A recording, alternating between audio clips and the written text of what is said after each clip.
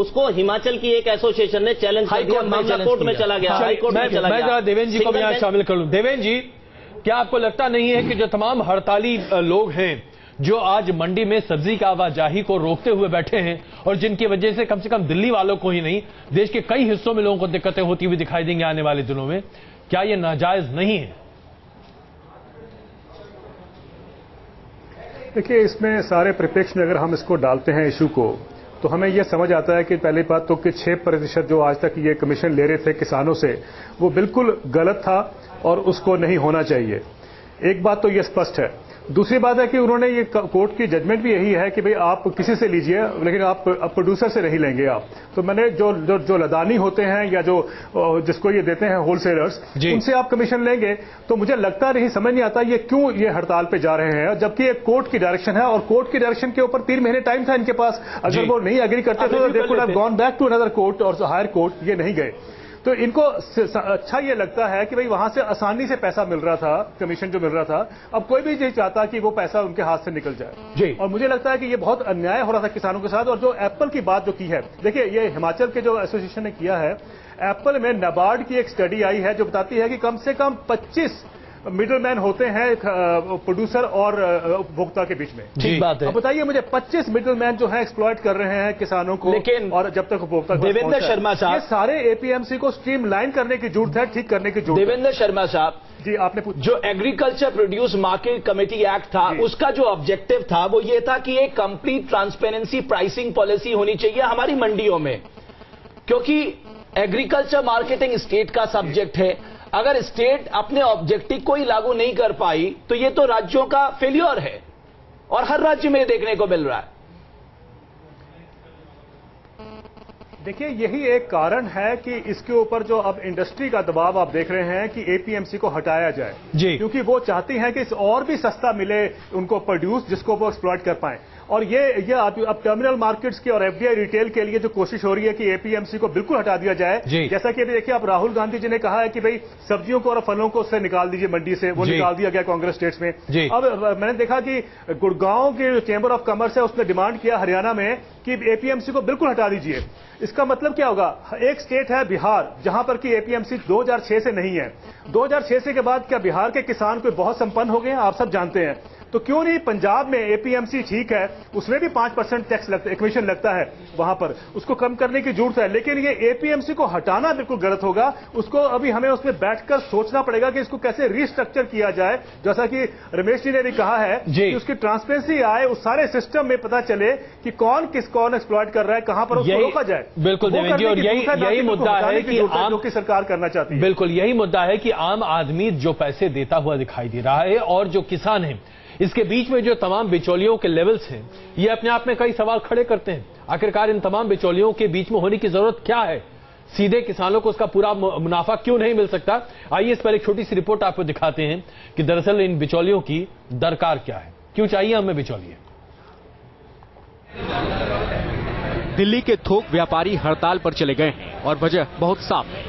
High court के फैसले की आड़ में दिल्ली सरकार उन्हें मिलने वाले कमीशन पर नकेल लगाने का मन बना चुकी है। यही वजह है कि अपने मुनाफे में कमी का अंदेशा हुआ तो व्यापारियों ने हड़ताल पर जाने का फैसला कर लिया। सूत्रों के मुताबिक विरोध की असली वजह किसानों से अवैध रूप से वसूला जाने वाला कमीशन है। थोक व्यापारी किसानों से माल खरीदने के बदले 10 रुपए से लेकर 50 और कभी-कभी 100 रुपए तक भी वसूल लेते हैं। अब थोक व्यापारी किसानों के बदले खरीदारों से कमीशन लेंगे तो उनकी अवैध वसूली रुकनी तय है। यही वजह है कि हड़ताल पर बैठे व्यापारियों का कहना है कि हड़ताल तो तभी खत्म होगी जब सरकार अपना फैसला बदलेगी। ये हमारी हड़ताल जब तक सरकार हमारी मांगे नहीं मानती है, यथापूर्व काम को नहीं चलने देती है और अपना हाई कोर्ट से वो सुप्रीम कोर्ट में खुद रिट नहीं डालती, अपील नहीं करती है, और जब तक कि वो रिट पिटीशन करेगी और इसको हमारी निजात नहीं दिलाएगी और अपनी असेंबली में ये पास नहीं करवाएगी कि इसी तरह से काम चलना चाहिए जैसे चल रहा था, तब तक हम हड़ताल पे बैठे रहेंगे, चाहे जो मर्जी हो जाएगी। हड़ताली व्यापारियों के रुख को देखते हुए दिल्ली सरकार ने भी कड़ा रुख अख्तियार कर लिया है। दिल्ली सरकार ने लेकिन ताज्जुब तो ये कि हड़ताल कर रहे ट्रेडर्स भी अपनी दलीलों के जरिए आम आदमी के हक का दावा कर रहे हैं। उनका सवाल है कि इस फैसले से आखिरकार दिल्ली वालों को क्या मिलेगा। ट्रेडर्स के मुताबिक इससे महंगाई और बढ़ेगी। क्योंकि पहले वो किसानों से 1000 रुपए की डील करने पर 60 रुपए काटकर उन्हें 940 रुपए अदा करते थे। अब किसानों को 1000 रुपए मिलेंगे, लेकिन ग्राहक को 1060 रुपए चुकाने होंगे। थोक व्यापारियों के मुताबिक डिस्ट्रीब्यूशन चेन में ये कमीशन बढ़ता जाएगा और खरीदारों को सामान और महंगा मिलेगा। थोक व्यापारी इसी को मुद्दा बनाकर हड़ताल से पीछे हटने को तैयार हैं।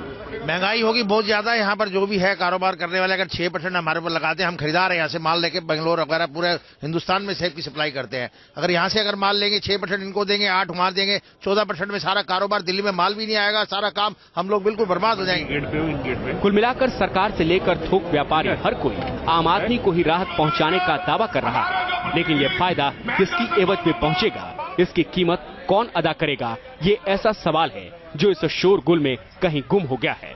सरकार और कानून चाहती है कि इस बिचौलिए को हटना पड़ेगा, जिससे लाभ किसानों को हो और लाभ उपभोक्ताओं को भी हो। लेकिन ऐसे में ये लड़ाई अब इस मोड़ पर खड़ी है जहां कहीं न कहीं सरकार को भी एक निर्णायक फैसला लेना होगा और बाजार को भी अपना रुख बदलना होगा।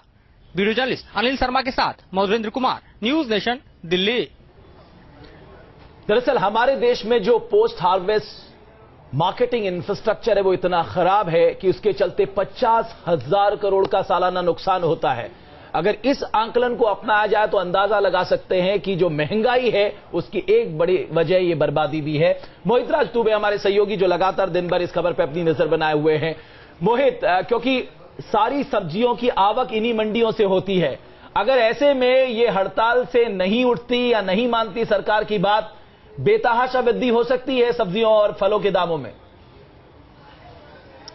बिल्कुल रमेश, ये धीरे धीरे असर देखने को मिलेगा और पहले ही दिन असर देखने को मिला है। जो टमाटर 20 रुपए बिक रहा था, जो प्याज 20 रुपए 25 रुपए बिक रहा था, उस सब में 2-2 रुपए की वृद्धि हो रही है। लोगों को अभी धीरे धीरे नहीं समझ में आ रहा है, लेकिन जिस तरीके से हड़ताल के दिन बढ़ते जाएंगे, सब्जियों के दाम बढ़ते जाएंगे। अभी कुछ देर पहले मैंने सब्जी मंडी के जो खुदरा व्यापारी हैं उनसे बात की, उन्होंने कहा कि जी हाँ, असर पड़ने लगा है और धीरे धीरे इसका असर पड़ेगा। तो ऐसे में सरकार के सामने सबसे बड़ी चुनौती है कि इस हड़ताल को वापस करवाएं, लेकिन किस रूप में करवाएंगे ये देखने वाली बात होगी। लेकिन रमेश, सबसे बड़ी बात यह है कि 2 ही आदमी पिसता है, एक वो सब्जी उगाने वाला और दूसरा सब्जी खरीदने वाला जो आम आदमी है।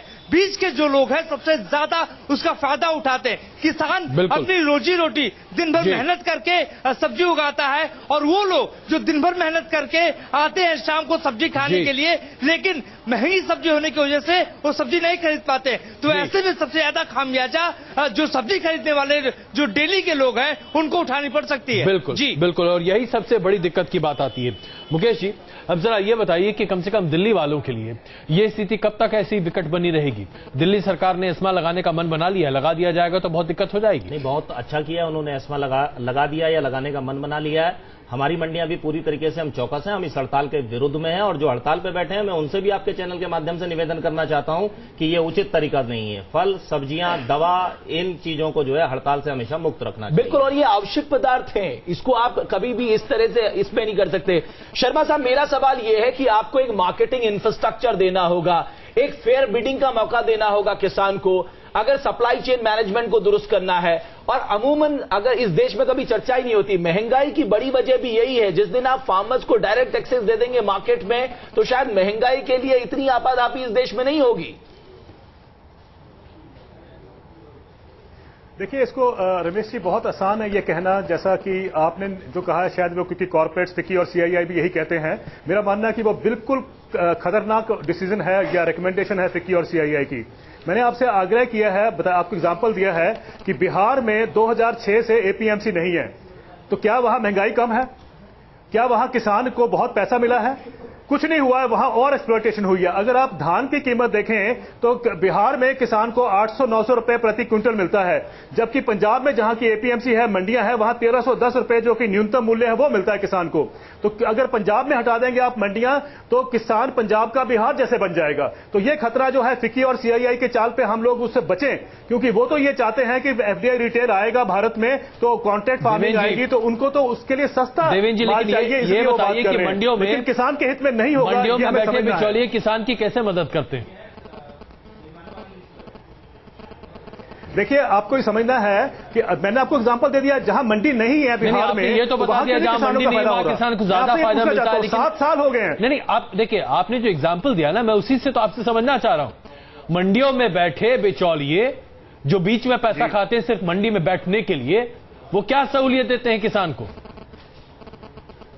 आपने जो एग्जांपल दिया ना, मैं उसी से तो आपसे समझना चाह रहा हूं। मंडियों में बैठे बिचौलिए जो बीच में पैसा खाते हैं सिर्फ मंडी में बैठने के लिए, वो क्या सहूलियत देते हैं किसान को? मैं आपसे ये बिल्कुल एग्री करता हूं कि मंडी के सिस्टम को स्ट्रीमलाइन करना है, जैसा कि पहले रमेश जी ने भी कहा, पर मैं आपसे ये सहमत नहीं हूं कि वे इनको हटा दीजिए, डायरेक्ट जो सेल करेंगे, डायरेक्ट से एक्सप्लॉयटेशन होती है। देखिए, मैं आपको उदाहरण देता हूं। आपने जो बात पूछी है कि पंजाब में जब गेहूं धान लेके मार्केट में आता है किसान मंडी में, पहले प्राइवेट ट्रेड को इजाजत है कि वो खरीदे आके, जब वो नहीं खरीदती है तब सरकार न्यूनतम मूल्य पर खरीदती है। अगर सरकार ना हो खरीदने के लिए तो प्राइसेस बिल्कुल क्रैश कर जाएंगे और किसान को एक्सप्लॉइट किया जाएगा। आपने देखा जब प्याज की कीमतें बढ़ी, शर्मा जी ने बिल्कुल पते की बात कही, प्याज की जब कीमतें 100 रुपए थी। नहीं, सुनिए शर्मा जी, आपने बिल्कुल पते की बात कही। जब प्राइवेट खरीदार नहीं होता है तो सरकार खरीदती है, और पंजाब में खरीद ज्यादा है। अन्य राज्यों में जिसका आप हवाला दे रहे हैं बिहार, वहां पर खरीद बहुत कम है। सरकार अपनी जिम्मेदारी से मुंह मोड़ती है और इसीलिए स्थिति वहां पर ज्यादा खराब है। इसलिए स्थिति किसानों की अच्छी नहीं है पंजाब में, क्योंकि वहां पर मंडियों में तमाम बिचौलिए बैठे हैं, इसलिए क्योंकि वहां पर सरकार खरीदती है। एक प्रश्न मैं भी करना चाहता हूं, जरूर करिए ना। कि हमारे जैसे राज्य, जो दिल्ली जैसे जो राज्य हैं, जो कृषि प्रधान राज्य नहीं रह गए हैं, पंजाब जो है कृषि प्रधान राज्य है, बिहार कृषि प्रधान राज्य है, हमारे जैसे राज्यों के विषय को लेकर मैं आपके विचार जानना चाहता हूं, क्योंकि आप एक्सपर्ट भी हैं और मैं आपको सुनता भी हूं, आपका आदर भी करता हूं। लेकिन यहां पर एक बुनियादी सवाल यह है शर्मा साहब, मान लीजिए हम 4 लोग यहां पर बैठे हुए हैं, अजय जो कह रहे हैं वो बात बिल्कुल सीधी है। मैं और अजय कुमार किसान और ट्रेडर है, हमारे बीच में अगर सीधे डील होगी तो बीच के बिचौलियों का टैक्स कम हो जाएगा, तो जो कंज्यूमर है, जो एंड कंज्यूमर है, उसे सस्ता मिलेगा। अगर हम चारों लोग से ये पूरा घूमता रहेगा तो नेचुरली वो महंगा होगा। ये तो बड़ा सीधा सा अर्थशास्त्र है। मैं आपसे सहमत हूं, जो आपको ये थ्योरेटिकली बड़ा अच्छा लगे। रमेश जी, अब आप सुन लीजिए, जवाब भी सुन लीजिए। आप ये जो रिलायंस फ्रेश है, क्या कहते हैं, टेस्ट, ये जो भी कंपनियां हैं, मेट्रो है, रिलायंस फ्रेश, इजी डे, जो भी हैं, इनका भी ये काम यही था कि भाई बिचौलिए खत्म कर दिए थे, ये इनको सीधा डायरेक्ट किसान से खरीदेंगे। जब प्याज की कीमत पे चल रही थी मार्केट में, तो क्या इनके पास, आपके पास 50 रुपए में बेच रहे थे? ये भी 99 रुपए से बेच रहे थे, 1 रुपए कम करके। और ये कहते हैं, क्लेम करते थे कि हम किसान से डायरेक्टली लेते हैं। एक आड़तीय को, एक बिचौलिए को दूसरे बिचौलिए से रिप्लेस करने से आंसर नहीं मिलेगा, ये मैं कहना चाहता हूं। देवेंद्र जी, आपकी जो बात है, देखिए आप इसमें बड़े प्लेयर्स की बात कर रहे हैं, हम तो वहां उस मुद्दे पर जा नहीं रहे, वो एक अलग मसला है। मसला यहां पर यह है कि अगर तमाम बाजारों में कौन खरीदेगा, और कौन खरीदेगा? अगर आप देवेंद्र जी, नहीं, आप जरा सुनिए तो सही। आप इस बात का वाकई में जवाब हम लोग सब समझना चाहते हैं। आखिरकार जैसा कि रमेश बार बार आपसे कह रहे हैं और हर कोई ये कह रहा है, भाई आप बिचौलियों को खत्म कर दो ना। सरकार जिस तरीके से, मान लीजिए अगर मैं आपको ये एग्जांपल दूं, जिस तरीके से आज से 45 साल पहले स्टॉक एक्सचेंज की जगह वहां पर बोलियां लगा करती थी और चीजें वहां पर स्ट्रीमलाइन नहीं थी, आज वही स्टॉक एक्सचेंज ब्रोकरेज के नाम पर 0.25% पर काम करता है और वहां पर कोई नुकसान नहीं है, वहां पर कोई बेईमानी नहीं है। सेलर और बायर बहुत आसानी से चीजों को करते हैं, ट्रांसपेरेंसी है। यही ट्रांसपेरेंसी आपके बाजारों में क्यों नहीं आ सकती? आप आने नहीं देना चाहते क्योंकि बिचौलियों का पेट नहीं भरेगा इसमें। मैं आपसे यही अर्ज कर रहा हूं, ये बहुत सिंपल सॉल्यूशन जो है ये दिखता है हमें, लेकिन सच्चाई ये नहीं होती है। मैं आपको उदाहरण एक और देता हूं। भारती और वॉलमार्ट का पंजाब में होलसेल का कैश एंड कैरी प्रोग्राम था। वो बेबी कॉर्न पंजाब के किसानों से 8 रुपए प्रति किलो खरीदते थे, 100 रुपए किलो वो रिटेल में होलसेल में बेचते थे, 200 रुपए किलो वो कंज्यूमर को मिलता था। 8 रुपए किसान को मिलता है और 200 रुपए कंज्यूमर मैं बहुत क्षमा के साथ आपसे कहूंगा, जो बात रमेश कह रहे थे मैं उसी को अपने शब्दों में एक बार दोबारा आपके सामने रख रहा हूं। आप ट्रांसपेरेंसी ला दीजिए, जिस तरीके से आज आप प्रॉपर स्टॉक एक्सचेंज में ट्रांसपेरेंसी पे काम करते हैं, वैसे ही ट्रांसपेरेंसी ला दीजिए, तमाम बिचौलियों का खेल खत्म हो जाएगा। और आप जो किसानों की बात करते हैं वो और आम आदमी, यानी कि आप खुद सस्ती सब्जियां खरीद पाएंगे। देखिए, ये मैंने आपसे फिर कहा, आप लोग थ्योरेटिकली बात बिल्कुल ठीक कर रहे हैं, लेकिन जो स्ट्रीमलाइन करना है वो हम भी चाहते हैं, और इनके साथ बैठ के स्टेक होल्डर्स आप डिसाइड करिए कैसे करना है। लेकिन ये सोल्यूशन नहीं है कि आप एपीएमसी को उठा दीजिए और ये मान के चलिए किसान डायरेक्टली बेचेगा। अगर किसान डायरेक्टली बेचने की इसकी हिम्मत होती तो आज एपीएमसी की जरूरत ही नहीं थी देश में। बिल्कुल शर्मा साहब, तो कहीं ना कहीं इस पूरे प्रोसेस एक्सप्लॉइट किया जाता है, चाहे वो बड़ा करे या छोटा करे। स्ट्रीमलाइन करने की जरूरत है, लेकिन हर कोई ये चाहता है किसान को उसकी उपज का सही दाम मिले और कंज्यूमर को भी वो सही दाम पे मिले, तभी जाकर एक अच्छी इकोनॉमी, एक बेहतर अर्थशास्त्र की बात सामने आती। मुकेश जी, शर्मा साहब, आपका बहुत बहुत शुक्रिया। तो देखना ये होगा आने वाले समय में अजय, ये हड़ताल आखिर कब तक खत्म होती है, और जब तक नहीं होती है महंगी सब्जियां खरीदिए, इसके अलावा कोई चारा नहीं है। बहुत धन्यवाद।